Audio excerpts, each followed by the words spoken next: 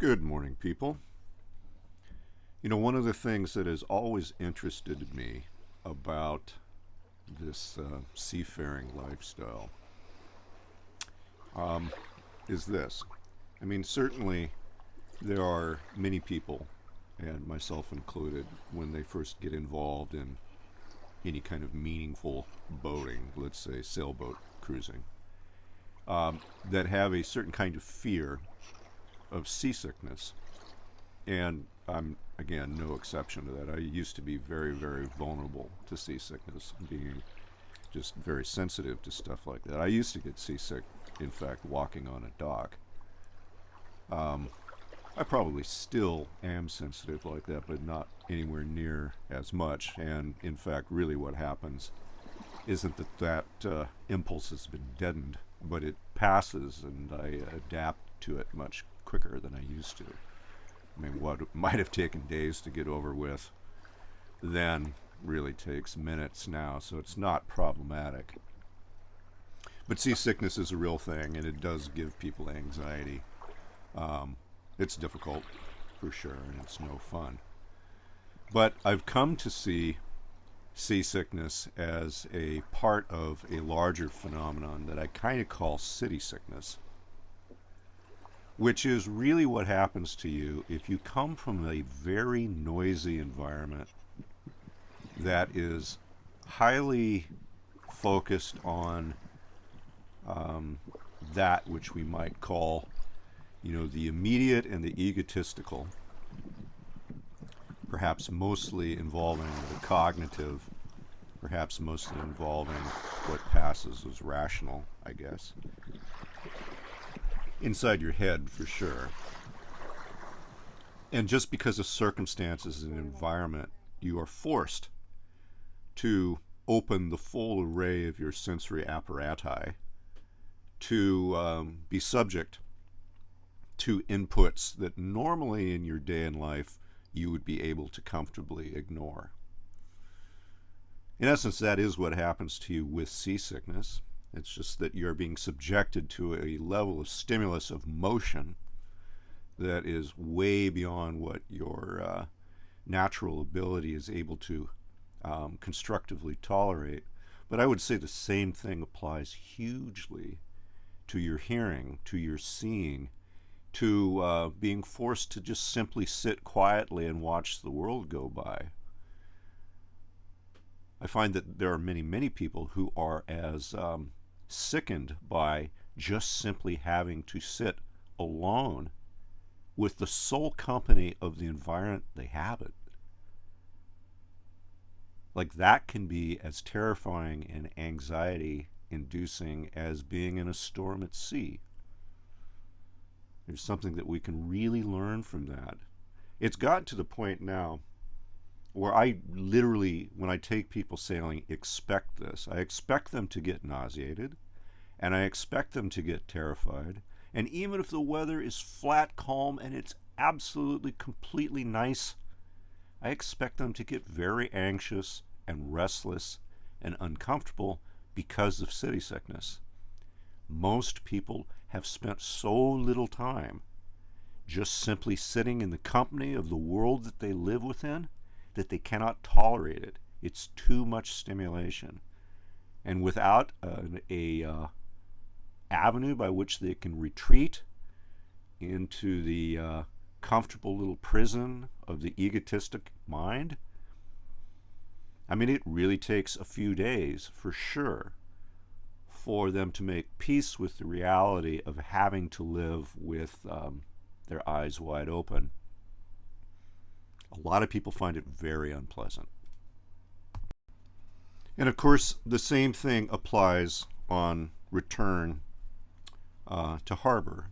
And many people do report that they don't really get seasick, but they get land sick when they return. Sure, I do feel that too. But I feel the jolt of city sickness returning probably harder than I do feeling motion.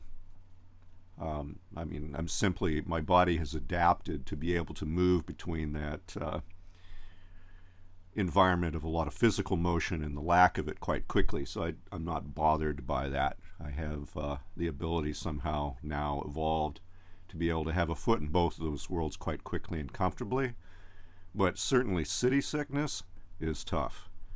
And to come back from a couple of weeks of being on the boat and being away from the noise and being once again open and comfortable with living within the natural environment, to come back to a city environment with the noise and the stink and the loud, petty superficiality of the goings-on, that can be awful. Like, just absolutely awful. But, of course, the city is deafening, and it doesn't take very long before your ears start to ring, and you once again become relatively blind, dumb, and deaf.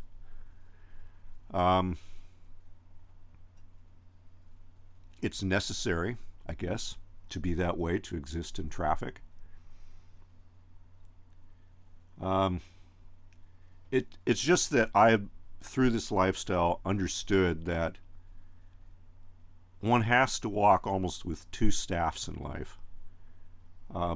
One which is able to function in that healthy environment, the one that embraces the whole of the interactions one finds with life, and one has to walk very cannily within the environment that we called civilization, which requires a lot of cleverness but not so much intellect, and certainly a lot of cunning but not so much empathy.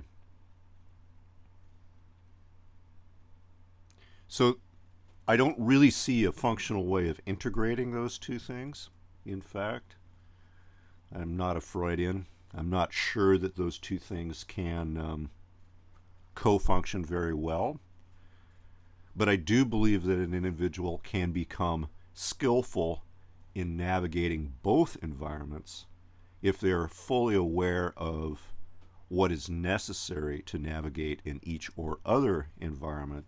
And just like with seasickness, I think one can adopt an innate skill set by which one can move, to use my metaphor, from a world of being on land where the motion is pretty static to one where the motion is dynamic and extreme. One can transition back and forth between those two environments quite quickly. I think that becomes necessary for our sanity as well. And it is worth investigating whether or not we can develop the ability to move efficiently from the world of city sickness to, once again, peace with the life process and back and forth efficiently. Well, if we become very aware of what is actually going on in either environment, it makes us aware of strategies that might be useful in either. Now, of course, this is a very practical, scarcely even metaphorical way of looking at what we touched on in the last little video of navigating in the fog, where we came up with the suggestion that we would talk about the Jungian perspective of trying to live in a world where at one point one has to be forced to have a intimate relationship with what Jung calls the spirit of the age, which is that of civilization and of the concerns of the moment and of that of the ego and of that of all those noisy goings-ons of human beings in the right now. How one walks in that world at times when it's necessary, and is also able, and when necessary, is able to move boldly within the world of the spirit of the depths, which is that primal consciousness It's that interaction with life that is beyond the purely cognitive. It's not only looking with eyes, but feeling with the skin. It's hearing when your cells, in fact, cry out for this or that or some other thing. It's all of that billions of years of an unbroken thread of life process. All of that has imbued your current moment with. And I agree with Jung that that aspect, if you were to size up the spirit of the depths and its profound scope and reach with the spirit of the age, we get this mistaken notion, I believe, more or less from the Freudian school, I think, where we talk about consciousness and the subconscious as if the consciousness is this kind of bus driver that drives this kind of not so functional bus along the road. I don't see it that way anymore. I used to when I was a younger man. I wanted to believe the world was that way. No, I basically see the conscious part of our being as kind of an oily sheen on top of a practically fathomless ocean, honestly. I feel that the influence of consciousness in our life, although essential, if we're really objective about it, approaches the irrelevant, really. And in most people's cases, they are so poorly adapted to using it constructively. It would probably be better for most people if they didn't have it at all. But the power of the depths is overwhelming. Overwhelming.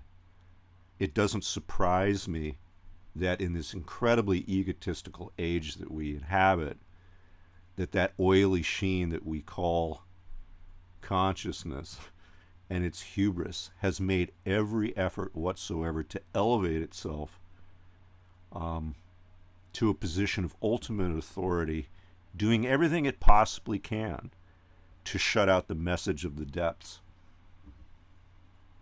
Violently so. From my perspective, everything else in our culture, including its death-seeking, well, it really stems from that. One of the things that individuals who have never spent meaningful time at sea are unaware of, while they may have had an encounter with seasickness, is just how you feel once you've gotten over seasickness. And the seasickness definitely has a real pattern to it of you're out and you're going along and there's a certain amount of fatigue that starts to form and a certain amount of anxiety, and then this noisy kind of flailing around looking for distractions from how you're feeling. And of course then comes the nausea and all the rest, and you struggle on through it. But unless you've spent really a couple of days at sea or more, you probably not have had the experience of actually coming out the other side. And the experience of coming out the other side is interesting because it is a sense of incredibly profound, robust wellness, actually, that is nearly euphoric. It's nearly euphoric. You've definitely gone through something. It's taken some time. All aspects of your being that have been affected by it feel this kind of sense of purification, mostly from the purging and the rest, but an incredible strong sense of wellness and courage and such is really what happens to you once you've gotten over meaningful seasickness. What I learned from that as a young guy that suffered from it terribly was the smart way of dealing with seasickness was not to try to resist it, but rather try to get as sick as possible, as fast as possible, because in doing so, what happens is you accelerate the process of being acclimated from one environment to the other. In fact, I would very typically, years ago, deliberately go down below on the boat in rough conditions and like hang upside down off a bunk or something, which I'll tell you will get you seasick quite quickly if you're prone, or anything like that. I didn't resist it at all. I made every effort to get as sick as possible, as fast as possible, knowing that there wasn't any way of putting it off, so you may as well get it on and affect the transition as efficiently as possible. And after a few seasons of taking on that strategy, in fact, what it seemed that my system learned was in really that, how to make that transition quickly.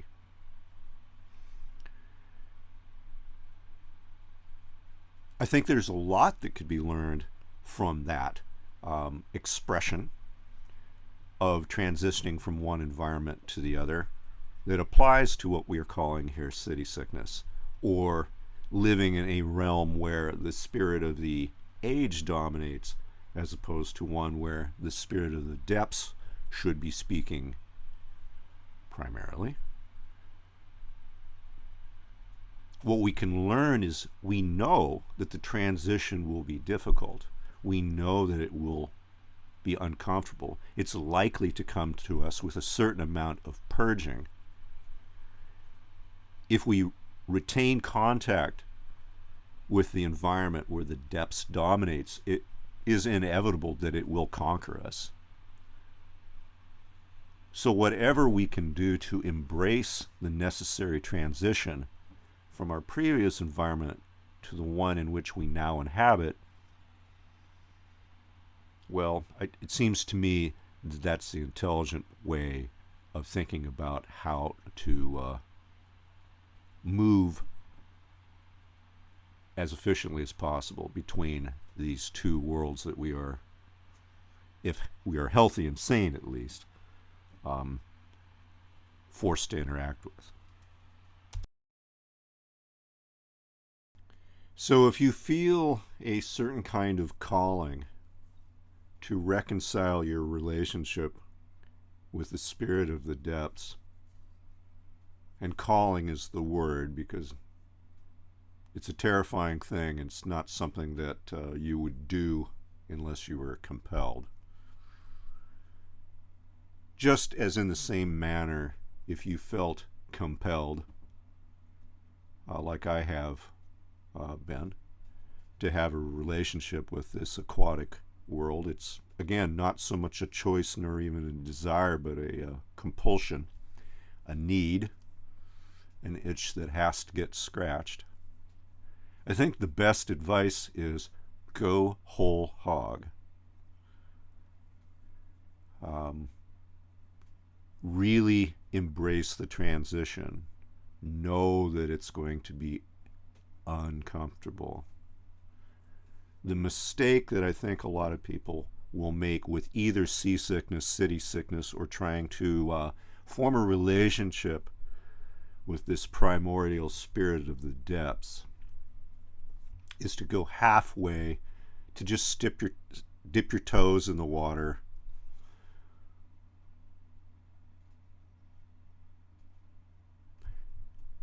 short passages. And the problem with that is if one adopts that kind of way towards either seasickness or city sickness, all you're going to experience is the anxiety and the discomfort and the difficulty and the purging.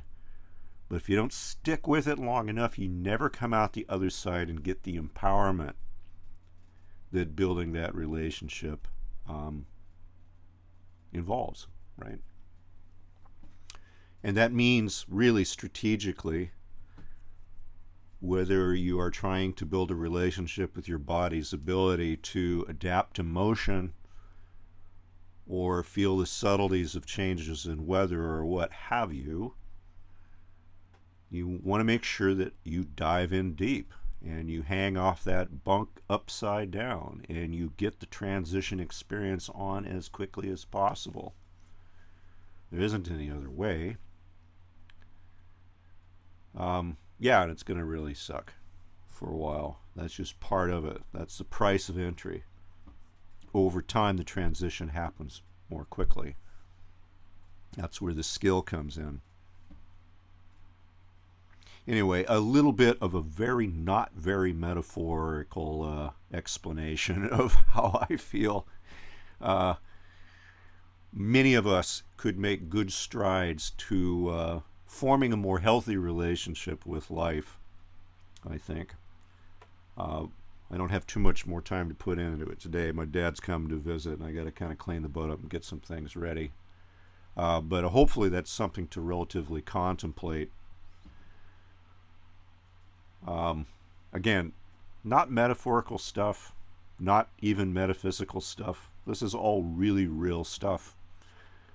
I mean, for anybody that's been seasick, you know that seasickness is real. For anyone who has lost their connection to the spirit of the depths and has been forced to go through the difficulty of city sickness, that's not metaphorical either. But I do think with a certain amount of skill and courage, we can learn to come through that transition quickly and become certainly more whole, humane, and life-affirming human beings. So I will leave you with that. Keep you posted. Cheers.